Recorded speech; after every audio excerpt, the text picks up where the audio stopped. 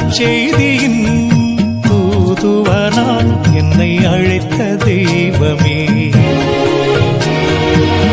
மைந்தராய் என்னை பெற்றெடுத்தீ உந்தன் பணிகள் தொடரவே. நற்செய்தியின் தூதுவனாய் என்னை அழைத்த தெய்வமே, மைந்தராய் என்னை பெற்றெடுத்தீ உந்தன் பணிகள் தொடரவே. திருமலை மீது சீயோனின் அரசரென என்னில் திருநிலை பொழிந்தே உயர்வாக்கினீர். திருமலை மீது சீயோனின் அரசரென என்னில் திருநிலை பொழிந்தே உயர்வாக்கினீர். மக்களின் துன்பங்கள் கண்டு உடன் மீட்டிட தயை புரிந்தீர்.